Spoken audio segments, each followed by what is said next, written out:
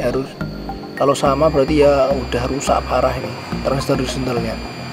Coba basis dengan emitor disebabkan karena adanya short ya. Ya ini diodanya saya ukur katoda anoda ini asli ya, bukan di shortkan tapi bener-bener short ya. Ya dia sampai bunyi buzzernya 0 ya, sampai 0, dibalik juga sama, ini short ya. Nah sudah ya, udah muncul gambarnya, kelihatan.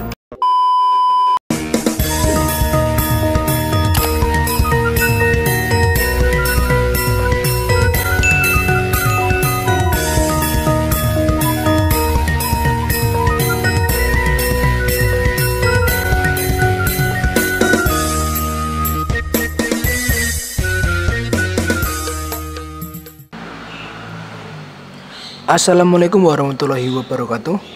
Oke, di video kali ini servisnya TV ya, TV tabung merek Sony ya. Sony Panorama ya. Ini Sony versi lama ya, Panorama panel DDF dengan kerusakan mati total ya. Mati total, tidak bisa menyala, tidak keluar gambar, tidak keluar suara, pokoknya mati, nggak bisa normal. Terus ada bunyi cit gitu dari dalam TV-nya. Ini udah saya bongkar tapi belum saya papakan ya. Nah ini coba saya colokkan ke stop kontak.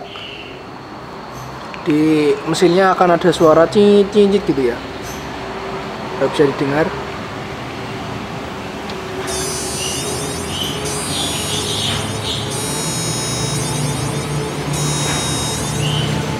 Ada suara ya, cingit gitu. Terus di layar depan LED indikator juga tidak nyala. Izinkan ayah, izinkan ibu, relakan kami pergi berjuang di bawah kibaran bendera NU.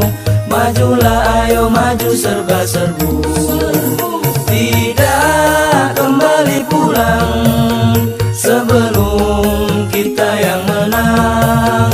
Walau darah menetes di medan perang demi agama, ku rela berkorban. Maju ayo terus maju, singkirkanlah dia, kikis habislah mereka. Nah, LED indikator gak nyala sama sekali, terus ada suara cincin gitu ya. Coba saya dekatkan lagi kameranya ke sini ya, dekat power supply yang pada bunyinya.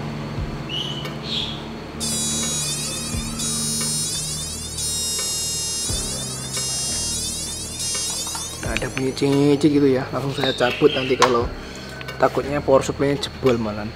Nah, kerusakan seperti ini sering disebabkan karena adanya short ya, atau hubungan singkat konslet di bagian output power supply atau beban power supply-nya.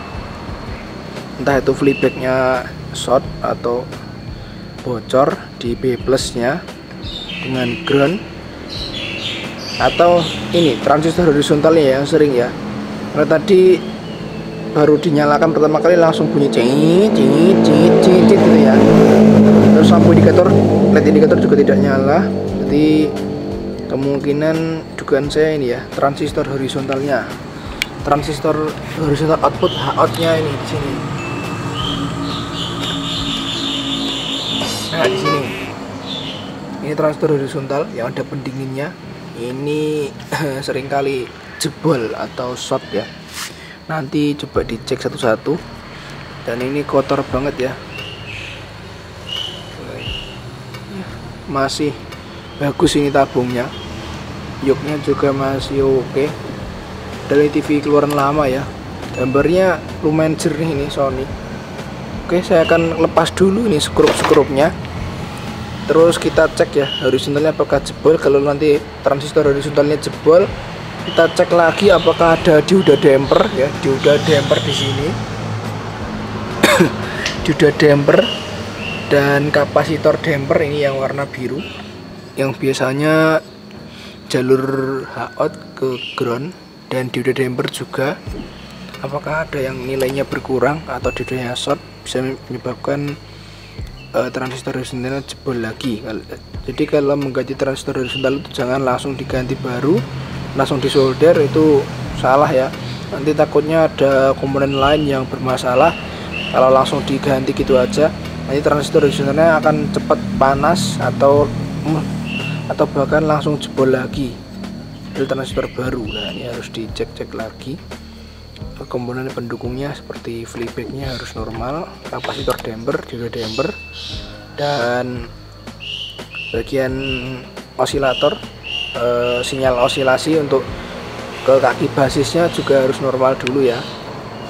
Dan juga tegangan B plusnya, nah itu tegangan B plus yang utama harus stabil 110 atau 115 ya. Kalau TV Sony itu mungkin lebih tinggi sedikit, karena saya nggak hafal untuk TV Sony. Oke, saya akan coba bongkar dulu, terus nanti kita cek. Nah, oke ya, ini TV-nya udah, TV ini, mesin TV-nya, PCB-nya udah saya balik, tak walik yang ini, walik gerimbang. Seperti ini kondisinya.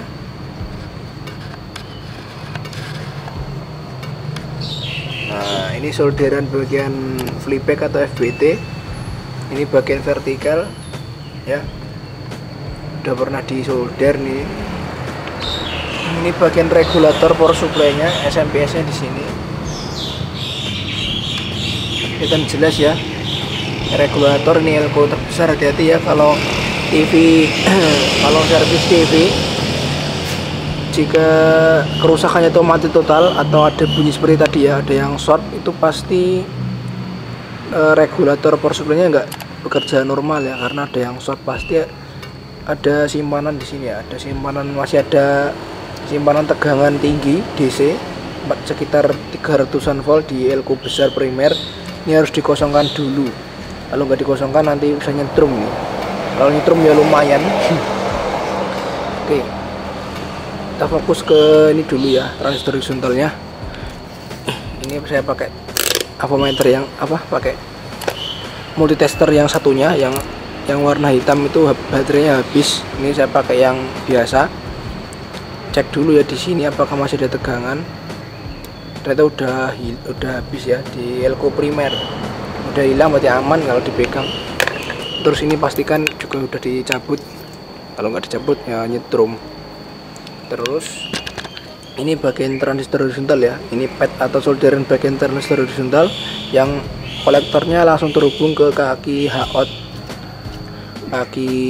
flyback dan ke kapasitor damper. Ini ada dioda damper. Oh, enggak ada diodanya ya, harusnya ada diodanya di sini. Kita cek dulu pakai multitester ya, di mode dioda. Nah seperti ini, kita urai. Nah, oke, kita cek kaki basis dengan kolektornya. Kaki basis ini dengan kolektor. Nah dia udah short ya, sampai bunyi buzzernya udah 0001 ya, seperti ini, terhubung short, rusak ya. Coba dibalik, harus kalau sama berarti ya udah rusak parah ini transistor horizontalnya. Coba basis dengan emitor juga sama short ya, alias konslet, dibalik juga sampai bunyi buzzernya. Nah ini ya, kalau kolektor emitor juga sama ya, ini short semua. Nah ini bener-bener short ya, ini bukan rekayasa, berarti transistor horizontal udah dipastikan jebol. Ini saya lepas dulu, terus nanti saya juga cek ini kapasitor dampernya pakai ISR meter aja biar lebih akurat ya. Karena kalau pakai tester seperti ini, kalau masih di sini kadang-kadang tercampur dengan komponen yang lain, jadi pengukuran tidak akurat.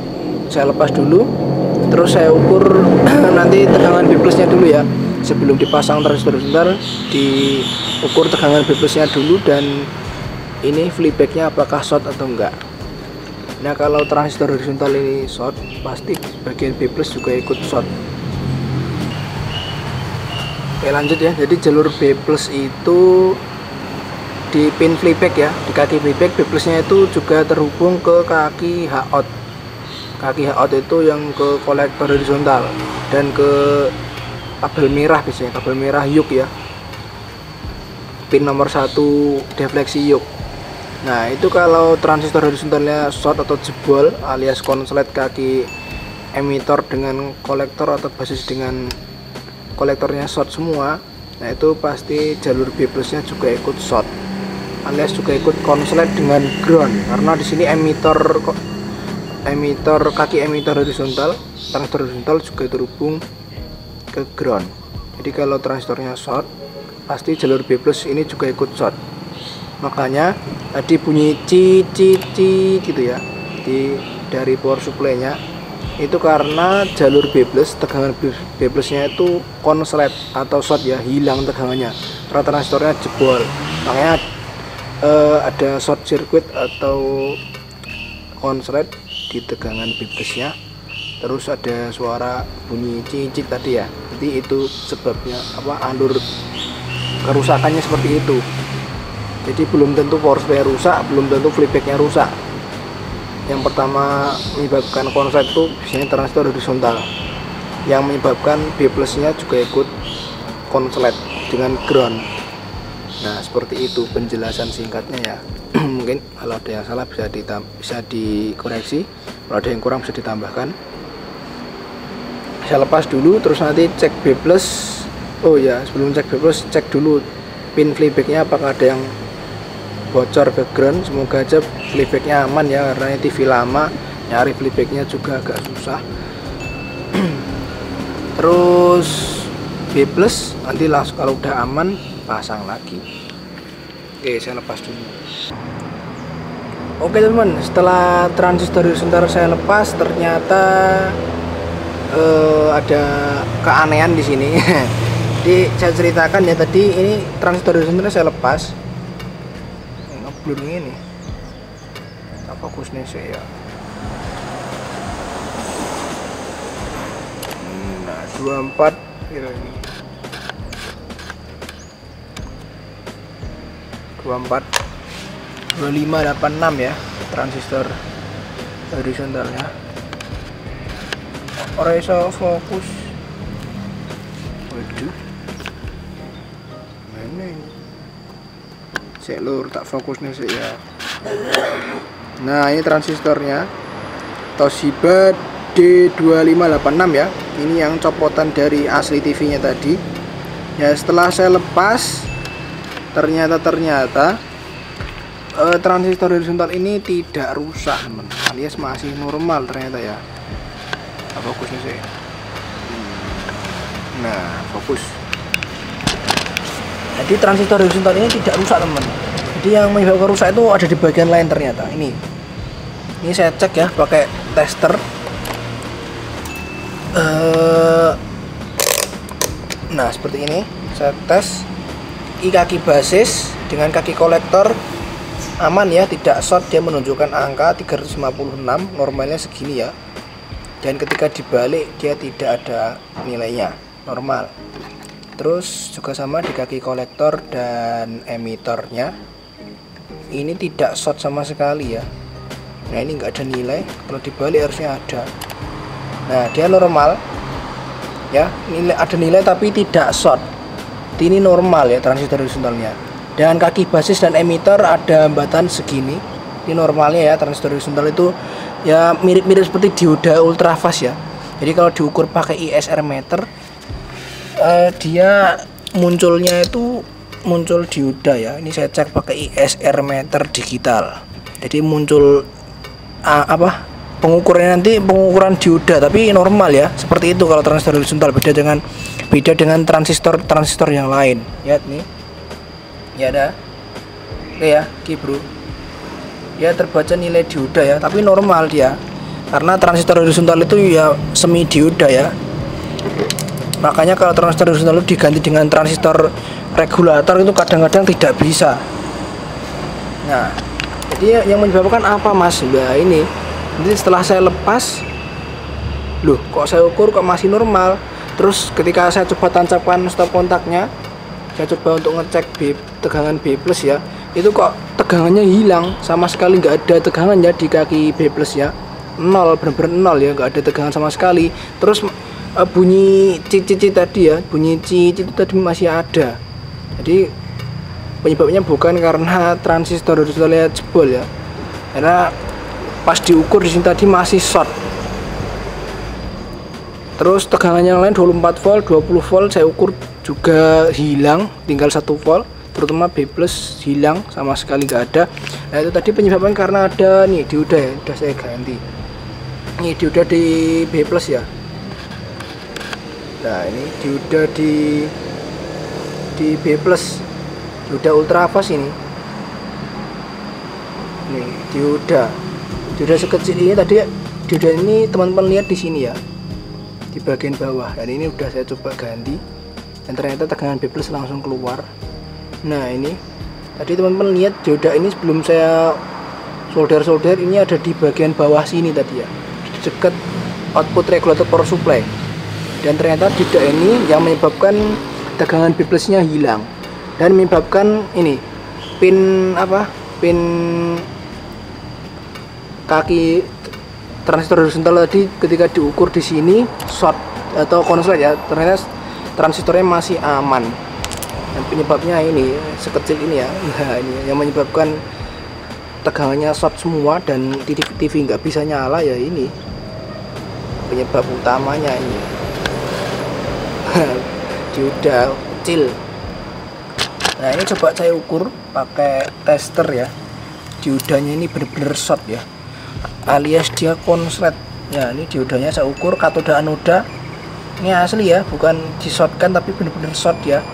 Ya dia sampai bunyi buzzernya 0 ya, sampai 0, dibalik juga sama, ini short ya. Jadi dioda ini bener-bener rusak. Nah ini penyebabnya, penyebab rusaknya TV ini tegangannya nggak keluar. Dan sekarang coba kita ukur dulu tegangan B plusnya, posisi horizontal dilepas ya. Ini saya lepas dulu, nggak saya pasang, nanti akan saya ganti sekalian ya. Ini horizontalnya ini cuma 5 ampere D2586, saya akan ganti pakai D335 yang 7 ampere biar lebih awet aja, biar nggak terlalu panas. Sekarang saya akan cek dulu tegangan B plusnya. Ini saya bebankan lampu bohlam 100 watt sebagai beban tiruan ya, atau ya sebagai beban palsu biar tegangannya nggak ngelonjak ya. Karena kalau posisi nggak ada flybacknya atau transistor horizontal dilepas, biasanya kalau TV lama seperti ini tegangannya akan naik. Jadi saya bebankan bohlam 100 watt di ground dan di kaki B plusnya. Terus kita coba tancapkan orai. Kelihatan ya, coba tancapkan, bismillah. Nah oke, lampu bohlam nyala terang. Terus ini tegangannya 115,7 ya, normal ya. B plus normalnya segini, sekitar 110 sampai 120-an biasanya. Kalau tapi standarnya sekitar 114 115. Nah ini 115 volt, 115,8, dan dia stabil, tidak naik turun, tidak ngedrop, normal ya. Di beban bohlam 100 watt masih tetap stabil, berarti bagian power supply B plus tidak ada masalah. Terus saya coba cek dulu bagian ininya, kaki B plus ya, kaki flyback terhadap ground. Jadi probe hitam di ground, ini kaki flyback B plus. Oh ini ada bohlamnya, ini harusnya nggak ada short ya. Oke, tidak ada short sama sekali di B plus. Ini di kaki kolektor horizontal juga nggak ada short, berarti aman ya. Berarti FVT alhamdulillah masih normal. Karena kalau FVT flyback kayak yang ini masih jebol, wah angel ganti nih. Oke, jadi ini sudah saya ganti diodanya. Ini saya rapikan lagi, terus saya pasang transistor horizontal yang baru biar lebih awet aja ya, biar nggak terlalu panas. Jadi penyebabnya cuma ini, sekecil ini yang menyebabkan saya ngira transistor horizontalnya jebol. Oke, akan saya solder dulu, dan ini akan saya solder ulang di kaki flyback, terus di output tegangan flybacknya, terutama di kaki 180 volt untuk ini modul RGB metrik atau modul yang ada di leher CRT. Bagian vertikal ini soldernya masih bagus ya, karena seperti baru disolder. Bagian horizontal power supply di primernya juga akan saya solder ulang biar lebih awet gitu aja ya. Oke, lihat hasilnya nanti ya. Oke, sip teman-teman ya, sudah sudah selesai saya servis, wes rampung. Ini transistor horizontal juga sudah saya pasang ya di sini. Nah, ini udah saya pasang kembali ke heatsinknya ya, atau pendinginnya. Ini solderannya. Aduh, copot ke transistor horizontal. Nih, solderannya ini ya. Udah rapi. Kita orek. Nah, ini solderan kaki transistor horizontal udah kelihatan baru ya, dan ini kaki flyback juga udah saya solder semua. Bagian output regulator dari tegangan flyback ya, nah, untuk tegangan ini metrik RGB, heater, jalur heater saya solder ulang. Terus ini vertikal, ini power supply saya solder ulang bagian primernya sedikit. Yang kendor-kendor saya tebali, saya patri ulang. Nah, kita orek. Terus ini diodanya udah saya ganti ya, tadi short ya, ini saya ganti pakai dioda ultrafast yang lebih bagus. Ini diodanya. Nah, ini diodanya kecil yang menyebabkan short tadi. Terus ini saya juga ganti elko teman-teman. Saya ganti elko ini ya. Aduh, ada yang ngebut ya. Ini elko lagi. Ini masya Allah. Ini elkonya ya, 250 volt 10 mikrofarad. Ini elko untuk tegangan 180 ya, untuk tegangan 180 volt. Itu untuk mensuplai ini tegangan RGB metrik ya, tegangan RGB. Cuma itu yang diganti ya, dari horizontal saya ganti sekalian, 2335 tadi saya ganti, dioda ganti, terus ini juga saya ganti. Sekarang coba nyalakan dulu TV-nya. Ini probe tester sudah nancep di sini. Kita lihat hasilnya. Tancapkan ya, bismillah. Lihat. Nah, oke, lampu bola sudah nyala. Ini saya jumper di tegangan B+ ya. Tegangan normal 115 volt ya. Nah, aduh, mobil 115 volt. Oke, kelihatan.